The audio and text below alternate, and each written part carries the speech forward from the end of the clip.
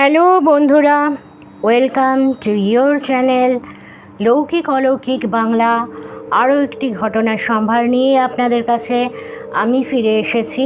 আমি সুদেষ্ণা। শুভ রথযাত্রার শুভেচ্ছা জানাই সকলকে। সকলের ভালো কাটুক, সবাই সুস্থ থাকুন, ভালো থাকুন, এই কামনা জানিয়ে আজকে আরও একটি ঘটনা আপনাদের সঙ্গে শেয়ার করতে চলেছি। এবং সেই ঘটনাটি হলো আমার সেই সোদপুরের বান্ধবীর জীবনের। যারা আমার চ্যানেলে নতুন যুক্ত হয়েছেন তারা প্রিভিয়াস ভিডিওগুলো হয়তো সবগুলো নাও শুনে থাকতে পারেন, তো ছোট্ট করে তাদের কাছে একটুখানি বলে রাখি। প্রিভিয়াস ভিডিওগুলোতে সোদপুরের বান্ধবীর অনেক ঘটনা শেয়ার করা আছে এবং সেটা ডিটেলে আপনারা শুনে নেবেন। আর ছোট করে বলে দিচ্ছি, বান্ধবীর বিয়ে হয়েছিল, সে আমার বেলঘরিয়ার বাড়ির কাছাকাছিই থাকতো এবং সোদপুরে বিয়ে হয়েছিল একটি মানে নামজাদা পেপারের আর কি ওই পাত্র চাই পাত্রী চাই বিজ্ঞাপন দেখে সেখান থেকে বিবাহ স্থির হয় এবং 12 দিনের কথার মধ্যে বিবাহ হয়েও যায়। মাত্র 12 দিনের মধ্যে বিয়ে হয়েছিল তার। তো আপনাদের কাছে এরকম রিকোয়েস্টও করে রাখছি, এত তাড়াহুড়ো করে যদি মানে কোথাও যদি এত তাড়াহুড়ো দেয়, আপনারা কিন্তু অন্তত যারা মেয়ে কন্যাপক্ষ আছেন, বাবা মা বা বাড়ির আত্মীয় স্বজন, তাদের কাছে হাত জোর করে অনুরোধ করব, ওইভাবে কিন্তু একটা মেয়েকে বিয়ে দিয়ে দেবেন না, যেটা আমার ওই বান্ধবীর বাবা মা ভুল করেছিলেন।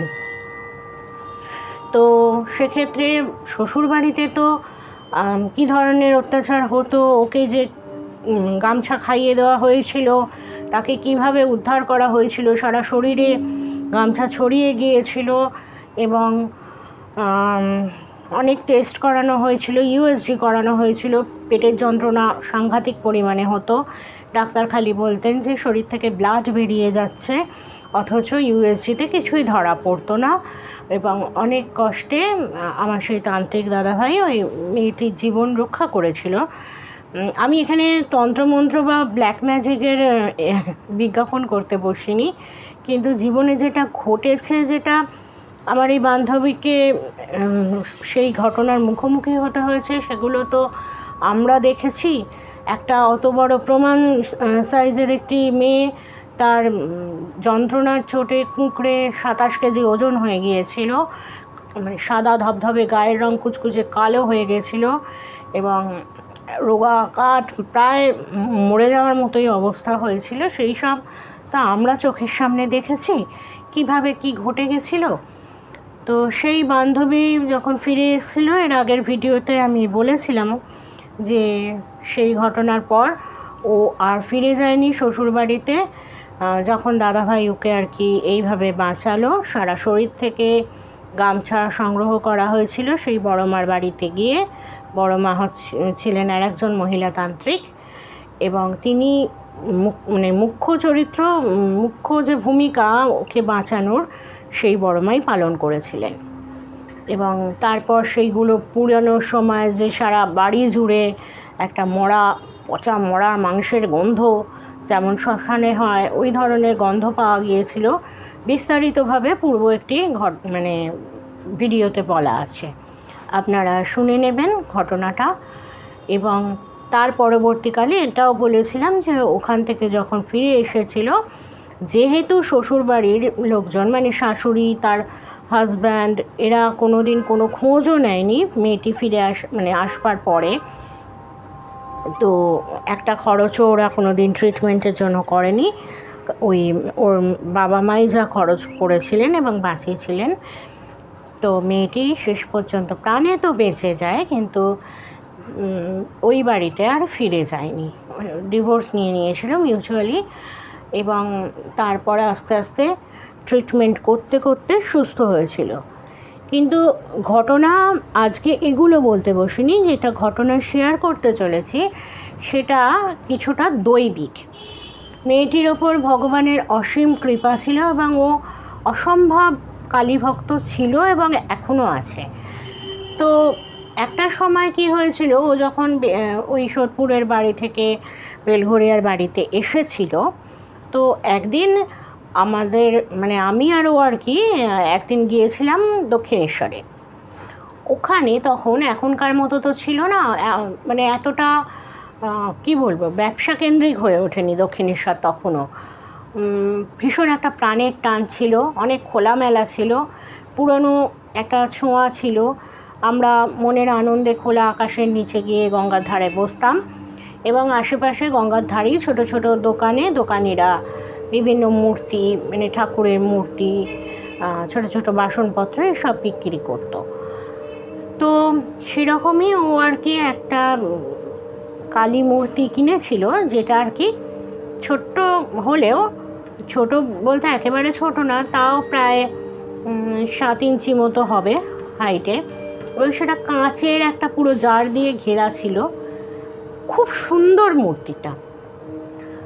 এবং ওটা কিনে নিয়ে যাওয়ার পর খুব ভালো করে র্যাপ ট্যাপ করে শাড়ির মধ্যে করে ও ঈশ্বরপুরে শ্বশুরবাড়িতেও নিয়ে গিয়েছিল। ওখানে ওর যেটা মানে ও যেই ঘরটাতে থাকতো সেই ঘরে ড্রেসিং টেবিলের ওপর ওই মাকে রেখে রোজ চান করে উঠে পুজো করতো, নকুলদানা দিয়ে ধূপ জেলে ও ওর মতো করে পুজো করতো। কারণ এদের যে ঠাকুর ঘরটা ছিল সেখানে তো আবার নানা রকম এই করো না, ওই করো না, তাই করো না, অনেক বিধিনিষেধ ছিল।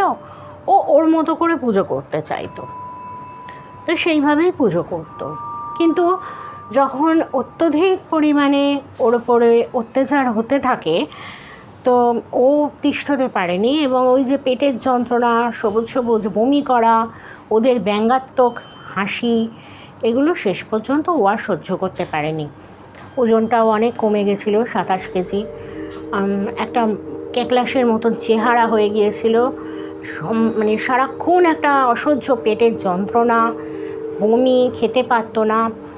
তো এমত অবস্থায় আমার সঙ্গে চলে এসেছিল, এবং চলে আসবার সময় ও এক কাপড়েই বলতে গেলে ফিরে এসেছিল।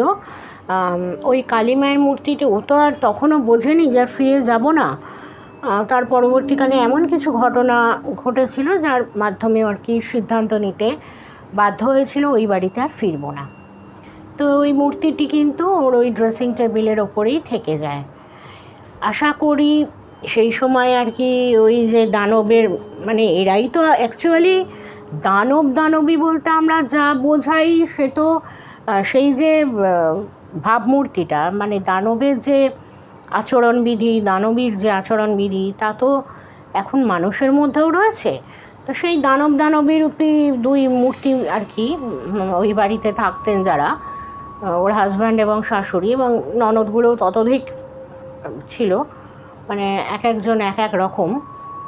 তো এরা পুজোর ওই বড়মার যে মূর্তিটি স্থাপিত হয়েছিল ওর দ্বারা, ওখানে তো পুজো আচ্ছা করতোই না। একটা সময়, সেটা অবশ্য পরবর্তীকালে জানা যায় ডিভোর্সের পর, যে ওখানে যে কালী মূর্তিটি রাখা হয়েছিল সেটি মাথায় করে নিয়ে গিয়ে সোদপুরের গঙ্গায় ওনারা ভাসান দিয়ে দিয়েছিলেন। একে কিছুই জানানো হয়নি। এদিকে আমার বান্ধবী আমাকে প্রায় দিন, মানে একদিন বলল, আমি প্রায় দিনই স্বপ্ন দেখছি যে একটা বাঁধানো ঘাট, জল, মানে আমরা তো গঙ্গার ধারে গিয়ে ম্যাক্সিমাম সময় বসে থাকতাম, তো ও স্বপ্ন দেখতো যে ওরকম বাঁধানো ঘাট, সামনে এরকম গভীর জল, সেখান থেকে একটি ওরকম মা কালীর মূর্তি, মাটির, কিন্তু এটা বারবার বলে দিয়েছে মাটির মূর্তি, এবং একটা বাচ্চা মেয়ের যেরকম হাইট হতে পারে, 8-10 বছরের বাচ্চা মেয়ের যেরকম হাইট হয় ওই রকম হাইট একটা মানে কালী মা শাড়ি টাড়ি পরা জল থেকে উঠে আসছেন। উঠে এসে ওদের যে ঠাকুর ঘরটা, সেই ঘরের মধ্যে আস্তে আস্তে হেঁটে হেঁটে ভিজে কাপড়ে আর ঠাকুরের আসনে গিয়ে দাঁড়াতো, মানে বড় মা আর কি দাঁড়াচ্ছেন এটাও স্বপ্নে দেখছে, এবং মূর্তিটি আস্তে আস্তে নীল হয়ে যেত, গাত্রবর্ণ কালো থেকে আস্তে আস্তে নীল হয়ে যেত। তো এরপরে ও অনেকবার চেষ্টা করেছে কালী ঠাকুরের ছবি বাঁধিয়ে পুজো করে, অনেকভাবেই চেষ্টা করেছে, কিন্তু ওই স্বপ্নটা থেকে কোনোভাবেই ও বেরিয়ে আসতে পারছিল না। এবং আমাকে প্রায় এই ঘটনাটা বেশ কয়েকবার বলার পর হঠাৎ একদিন আমার মাথায় স্পার্ক করে, আচ্ছা চল তো আমরা অনেক দিন দক্ষিণেশ্বরে যাইনি। দক্ষিণেশ্বরে ঠিক আছে চল, মনটা ভীষণ খারাপ। এইভাবে বাড়ির মানে বড়রাও দেখছে, ও ভীষণ কান্নাকাটি করতো যে আমার জীবনটা কি তাহলে শেষ হয়ে যাবে। এইভাবে অত্যাচার করতো, একটা খোঁজও নেয় না। আমার এত শরীর খারাপ লাগে, উল্টে লোকের কাছে বলে বেড়া একটা রুগী মেয়ে আমার ঘাড়ে চাপিয়ে দিয়েছে, ওর হাজব্যান্ড এটা বলে বেড়াতো। তো যাই হোক, ওর মন টন ভীষণ খারাপ। আর এরকম দেখতে দেখতে ছোটোবেলার বন্ধু, আমারও মন টন খুব খারাপ হয়ে যেত। আমার তখন পড়াশোনাও শেষ হয়ে গেছে। তো ওকে বললাম চল আমরা দুজনে মিলে একদিন দক্ষিণেশ্বরে যাই, এবং সেটা বিকেলবেলা, আমরা রোদ্দুরটা পড়ে যাওয়ার পরেই যেতাম। গিয়ে ওখানে অনেকক্ষণ থাকতাম, 8টা সাড়ে 8টা অবধি থাকতাম, আবার অটো ধরে ডাইরেক্ট বাড়ি চলে আসতাম। এরমভাবে একদিন আমরা আবারও গেলাম দক্ষিণেশ্বর। ওখানে গঙ্গার ধারে বসে থাকতে থাকতে ও হঠাৎ খেয়াল করলো যে ওখানে এরকম কালী মূর্তি, শিবলিঙ্গ এসব বিক্রি হচ্ছে। ও হঠাৎ বললো, আচ্ছা শোন, আমার না ওই যে মূর্তিটা কিনেছিলাম মনে আছে? হ্যাঁ, আরে ওটা তো আমি রোজই পুজো করতাম, এখন তো ওটা কি অবস্থায় আছে আমি জানি না। একটা মূর্তি কিনে এই বাড়িতে না হয় রাখি, এই বাড়িতে যত থাকবো যখন একটা মূর্তি প্রতিষ্ঠা করে আমি রোজ নকুলদানা জল দিয়ে পুজো করব। ঠিক আছে। এবার এই বাড়িতে থাকতে ও বহু আগে থেকেই কিছু কিছু ড্রেসের ওপর কাজ করতো, একটু পয়সা কড়ি জমানো ছিল, তো সেই দিয়ে ওরকম একটি ছোট মা কালীর মূর্তি আবার কেনে। এটা কিন্তু কোনো কাঁচ দিয়ে বাঁধানো ছিল না, একদম উন্মুক্ত একটা ছোট্ট কালীমার মূর্তি, নিচে শিব বাবা শয়ন করে আছে, এরকম দক্ষিণাকালীর ছোট্ট মূর্তি। না সরি, ভুল বলছি, এই মূর্তিটি ছিল ভবতারিণীর মূর্তি। ওরকম সুন্দর ছোট্ট, খুব সুন্দর দেখতে ছিল। এইবার ওটা কিনে আনার পর ও আর কি ঠাকুরের আসনে রেখে রোজ নকুলদানা ফুল দিয়ে পুজো দিতে লাগলো। জল, নকুলদানা, ফুল, ধূপ জেলে পুজো করতে লাগলো। একদিন, বেশ কয়েকদিন হয়ে গেছে ওর সঙ্গে দেখা হয়নি, একদিন আমি ওর বাড়ি বিকেলের দিকে গেলাম। তখন ও আমাকে বলছে, জানিস অদ্ভুত একটা ঘটনা ঘটেছে। কীরকম?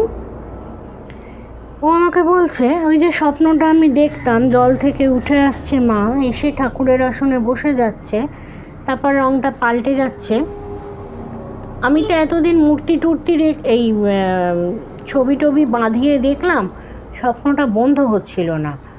এই যবে থেকে আমরা এই মূর্তিটা কিনে এনে আমার ঠাকুরের আসনে বসিয়েছি, তারপর দেখছি যে ওমা, স্বপ্নটা কিন্তু দেখা বন্ধ হয়ে গেছে, এবং আমার মনে একটা অদ্ভুত শান্তি হচ্ছে।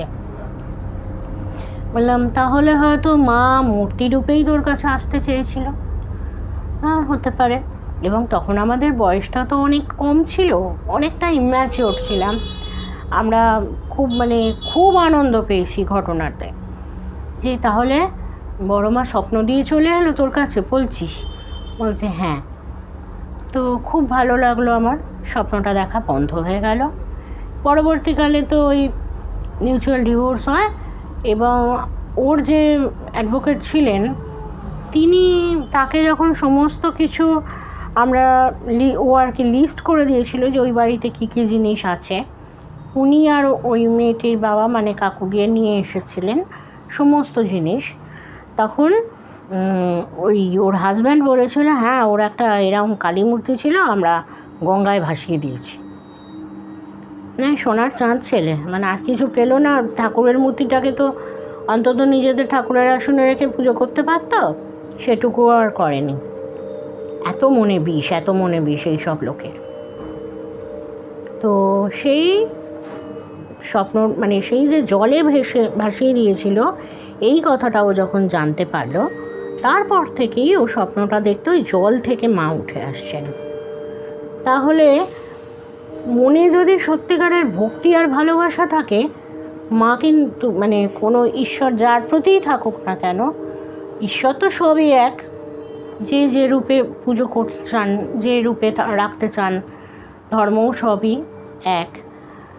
এবার তারা যে রূপে ভালোবাসেন, যে যেমনভাবে ডাকতে পারে তার কাছে কিন্তু ঠিক থাকে। এই ঘটনাটা দ্বারা আমাদের সেটাই মনে হয়েছিল। তো আপনারা কেমন লাগলো অবশ্যই আমাকে কমেন্টে জানাবেন। ডেসক্রিপশন বক্সে আমার মেল আইডি দেওয়া থাকে। আপনাদের কাছে একটাই রিকোয়েস্ট, আপনারা ঘটনা লিখে পাঠান। হোয়াটসঅ্যাপ নাম্বার দেওয়া থাকে। আপনারা যারা এই ধরনের ঘটনা ভালোবাসেন বা যাদের জীবনে এরকম ঘটনা ঘটেছে বা পরিচিত কারোর জীবনে এরকম ঘটনা ঘটেছে, দৈবিক হোক, অলৌকিক হোক, ভৌতিক হোক, আমার সঙ্গে অবশ্যই ভয়েস রেকর্ড করে শেয়ার করুন। আমি আমার চ্যানেলের মাধ্যমে অন্যদের সঙ্গে শেয়ার করে জানাবো। এই ছিল সেই বান্ধবীর জীবনের একটি ঘটনা। আপনাদের সঙ্গ পাচ্ছি, ফ্যামিলিটা আস্তে আস্তে করে বড় হচ্ছে, সঙ্গে থাকুন, কারণ আপনারা আমার মনের জোর। ভিডিওগুলো ভালো লাগলে লাইক দেবেন, আমি আরও উৎসাহ পাবো নতুন নতুন ঘটনা আপনাদের সঙ্গে শেয়ার করবার। প্রচুর শেয়ার করবেন আর লাইক করবেন, আর অবশ্যই সাবস্ক্রাইব করে আমার সঙ্গে থাকবেন, আমার পরিবারের অংশ হয়ে। আর একটা কথা বন্ধুরা, বৃহস্পতিবার প্রতি বৃহস্পতিবার সন্ধ্যেবেলা বিভিন্ন লেখকের ভৌতিক গল্প নিয়ে আমি কিন্তু হাজির থাকছি। আপনারাও কিন্তু সঙ্গে থাকবেন, কারণ প্রচুর ছেলেমেয়ে বা বাচ্চা ছেলেমেয়ে বা অনেক বয়স্ক মানুষ আছেন যারা চোখে দেখতে পান না, বই পড়তে পারেন না, অথচ এই ধরনের ঘটনা বা গল্প শুনতে ভালোবাসেন। তাদের জন্য আমি পাঠ করে শোনাই একটি করে ভৌতিক গল্প। আপনারা সঙ্গে থাকলে তবেই সেগুলো পাঠ করা সার্থক হবে। আজকে এই পর্যন্ত। আপনারা সবাই ভালো থাকুন, সুস্থ থাকুন, এবং যে যাকে যে ঈশ্বরকে মন থেকে ভালোবাসেন, নিজেকে উজাড় করে দিন, আপনাদের জীবন আরও ভালো কাটুক। আজ শুভরাত্রি জানিয়ে বিদায় জানাচ্ছি। আমি সুদেষ্ণা। আবারও আসবো আরও একটি ঘটনা নিয়ে, আরও একটি গল্প নিয়ে, প্রতি বৃহস্পতিবার, প্রতি রবিবার। বাই।